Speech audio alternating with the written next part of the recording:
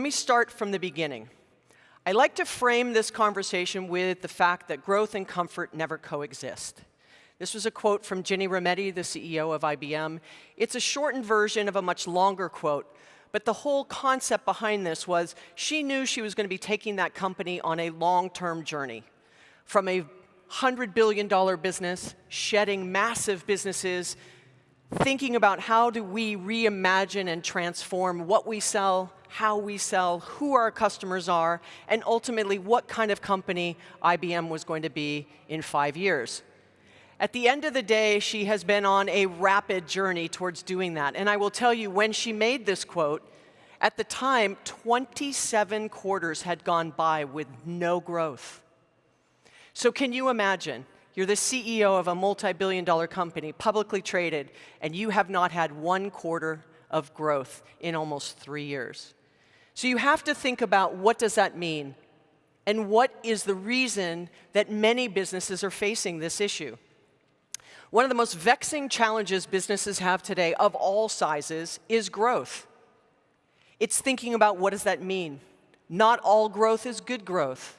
And when I talk about growth today, I want to be really clear. I'm talking about top-line growth, the growth at the top of the funnel, the sales, not cutting costs for growth and not looking for M&A for growth. But the truth of the matter is that only a very small percentage of companies ever get larger than $5 million. So if you're one of those businesses that has been fortunate enough to cross that plateau, know that you're in an elite club. Remember, there is only 100 FTSE companies, and there's only 1,000 Fortune 5000s, and there's only 500 Fortune 500s. The mass of the business happens in small and mid.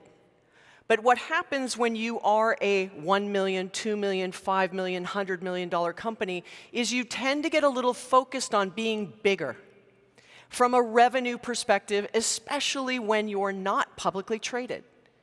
And so you have to think differently about growth and think about it from, how do I build a business that's consistent in profitability, consistent in its margins, consistent in delivering a compelling service and experience to your customers. That's what business is all about. It isn't only about growing at the top line, but we get very fixated on it. But the truth is that 80% of businesses, all up, will face what I call a growth stall at some point in their history, which means at some point you're going to go, we're growing, we're growing, we're growing, we're not growing as much, we're not growing as much. All of a sudden we start to flatten out, and then we start to decline. There was a statistic out for the Fortune 500 a number of years back that showed that a very small percentage actually grew in that year, yet they were still Fortune 500 companies. So growth is getting harder for small, for medium, and for large.